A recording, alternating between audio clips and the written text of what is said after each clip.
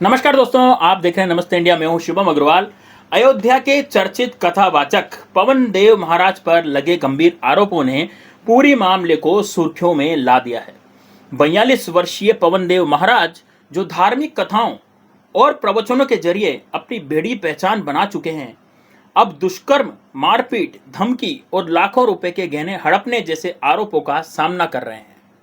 बिहार की रहने वाली एक महिला की शिकायत पर बीकापुर कोतवाली पुलिस ने मुकदमा दर्ज किया और तलाश में लगातार दबिश दी जा रही है। इसी बीच दोनों के बीच हुई बातचीत, एक कथित ऑडियो वायरल सामने आया है, जिसमें पूरे विवाद को और चर्चा में बना दिया है। अयोध्या जिले के बीकापुर क्षेत्र के मथेलू कनक गांव निवासी पवन देव महाराज पिछले कई सालों से धार्मिक कथाओं के जरिए अपनी पहचान इस समाज में बना चुके हैं और ऑनलाइन भी अपनी पहचान बना चुके हैं। वह खुद को प्रसिद्ध कथावाचक देवकी नंदन ठाकुर का शिष्य बताते हैं और उत्तर प्रदेश समेत कई राज्यों में कथा कार्यक्रम करते रहते हैं। हाल ही में उन्हें करणी सेना का राष्ट्रीय प्रवक्ता भी बनाया गया है। लेकिन अब उन्हीं पवन देव महाराज पर बिहार के सिवान जिले की एक महिला ने बेहद गंभीर आरोप लगाया है कि महिला का कहना है कि साल 2023 में बिहार के चंपारण में आयोजित एक कथा कार्यक्रम के दौरान उनकी मुलाकात पवन देव महाराज से हुई और यहीं से दोनों के बीच बातचीत भी शुरू हुई। धीरे धीरे संपर्क बढ़ता गया। महिला का आरोप है कि जुलाई 2025 में पवन देव महाराज उसे राम मंदिर दर्शन कराने और वीआईपी दर्शन कराने के बहाने अयोध्या ले गए और महिला अपने बेटे के साथ अयोध्या पहुंची और कथावाचक के घर रुकी। शिकायत के मुताबिक इसी दौरान उसके साथ दुष्कर्म किया गया। महिला का कहना है कि विरोध करने पर उसे शादी का भरोसा दिया है, जिसके कारण उसे तत्काल पुलिस में शिकायत नहीं की। महिला का दावा है कि बाद में 17 अगस्त 2015 को नाका हनुमानगढ़ क्षेत्र स्थित मंदिर में दोनों ने शादी की। कुछ समय तक वह कथावाचक के साथ रही। महिला का आरोप है कि इस दौरान वह प्रेग्नेंट हुई, लेकिन बाद में उसे अलग कर दिया गया।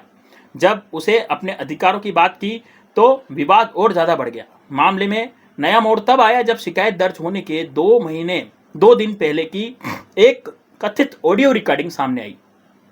करीब 6.5 मिनट लंबे, यानी कि लगभग 6.5 मिनट लंबे इस ऑडियो में कथित तौर पर पवन देव महाराज महिला से भावुक बातचीत करते हुए सुनाई दिए।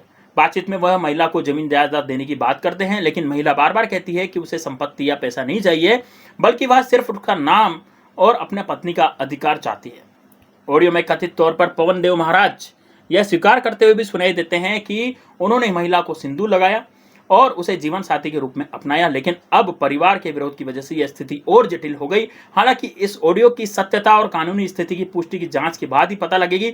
लेकिन दोस्तों, उधर मुकदमा दर्ज होने के बाद पुलिस लगातार कार्यवाही कर रही है। रविवार रात पुलिस ने कई बार कथावाचक के आवास पर दबिश भी दी, लेकिन वह वहां नहीं मिला। यानी कि ये जो पवन देव जी महाराज है वहां नहीं मिले। पुलिस वहां गई और सोमवार को पीड़ित महिला को मेडिकल परीक्षण भी कराया गया। पुलिस अधिकारियों का कहना है कि सभी आरोपी की गंभीरता से जांच की जा रही है। उपलब्ध साक्ष्यों के आधार पर आगे कार्रवाई होगी। दूसरी तरफ मुकदमा दर्ज होने के बाद कथावाचक के घर पर सन्नाटा पसरा हुआ है। परिवार के सदस्य भी मीडिया के सामने आने से बच रहे हैं। हालांकि फिलहाल पुलिस की जांच जारी है। कथावाचक की तलाश हो रही है। सामने आया ऑडियो पूरे मामले को और ज्यादा उलझा रहा है। अब सबकी नजर इस बात पर है कि जांच एजेंसियों को क्या साक्ष्य मिले और अदालत के सामने कौन सी तस्वीर उभर कर आती है, क्योंकि यह मामला सिर्फ एक कथावाचक या एक महिला का नहीं, बल्कि आस्था, भरोसे और न्याय से जुड़ा हुआ मामला है। वहीं आरोप सही है तो भरोसे के साथ बड़ा धोखा होगा, और अगर आरोप गलत है तो आरोपी को भी न्याय मिलना चाहिए। प्रूफ नहीं है, लेकिन इसने शादी मेरे से की और 11 बजे मेरे से शादी इसने 17 तारीख को की। अब दोस्तों, यहाँ पर जो बात है, ये महिला की बात, महिला अपनी अलग बात बता रही है और जो पवन देव जी महाराज हैं वो अलग अपनी बात बता रहे हैं, है ना। पवन देव जी महाराज बोल रहे हैं कि भैया ऐसा कुछ भी नहीं है, ऐसा कुछ भी नहीं हुआ है ना, मैंने कोई इसी से शादी नहीं की या फिर कुछ मुझे जो है फंसाया जा रहा है। उसका भी ऑडियो मैं आपको बताऊंगा, उसको वीडियो बताऊंगा। ये महिला का वीडियो भी मैं आपको बताऊंगा। इसने शादी मेरे से की और शादी 11 बजे मेरे से शादी इसने की 17 तारीख को। उसके बाद ही मेरे को ले जाके नरकटियागंज में चंपारण मेरे घर पे ये छोड़ा। उसके बाद बोला कि अब आपको वहाँ नहीं रहना, अब आप मेरी पत्नी है, आप मेरे साथ अब मलेतू कनक रहेंगी। तो मैं बोली कि अब मैं अपने घर गई तो फिर मेरा मन बदल गया। मैंने सोचा कि नहीं, जो भी हो गया होगा, किसी को पता नहीं है।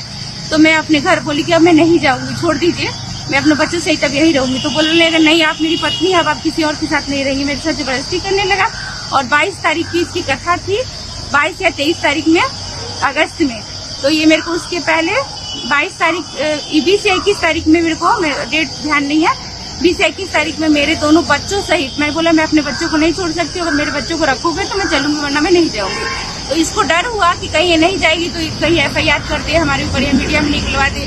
तो ये मेरे को जबरदस्ती लेकर आया, मेरे बच्चों सहित मुझे लेकर आया और मुझे देवकाली के पास आनंद मिश्रा नाम के एक ऑनर है, उनके घर पे मुझे रखा।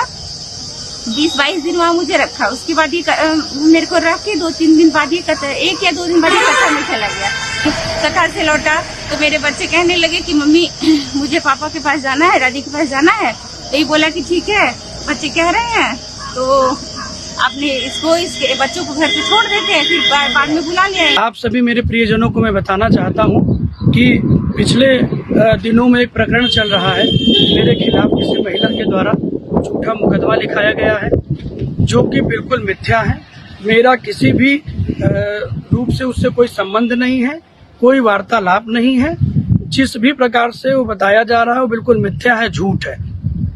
मेरी छवि को खराब करने के लिए, मेरे बढ़ते हुए नाम को, बढ़ते हुए यश को नहीं कुछ लोग पचा पा रहे हैं, इसलिए कुछ अराजक तत्व मिलकर उस महिला को मिला करके और मेरे खिलाफ फर्जी मुकदमा लिखवा दिए, मेरे खिलाफ फर्जी मीडिया में चीजें फैला रहे हैं, जो कुल बिल्कुल मिथ्या है।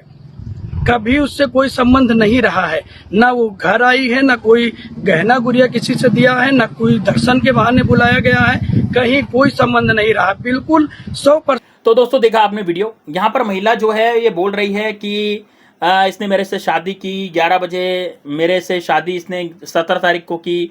उसके बाद ये मेरे को घर ले जाके पता नहीं चंपारण मेरे घर ये छोड़ा। उसके बाद बोला कि आपको वहाँ नहीं रहना है, अब आप मेरी पत्नी हैं, ऐसा कुछ बोला।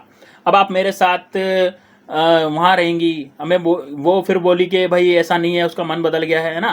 तो देखिए दोस्तों, ऐसा है कि ज़्यादा कथावाचकों के चक्कर में व्यक्ति को नहीं पढ़ना चाहिए। मेरे हिसाब से तो ये जो महिला है, इस महिला को भी कथावाचक के चक्कर में नहीं पढ़ना चाहिए था, और यदि पढ़ गई तो फिर अब जो है ये जो हुआ वो आपके सामने है।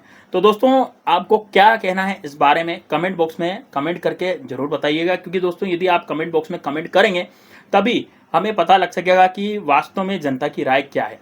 तो आपकी राय जानने के लिए हम ये बोलते हैं कि भाई आप कमेंट बॉक्स में कमेंट कीजिए।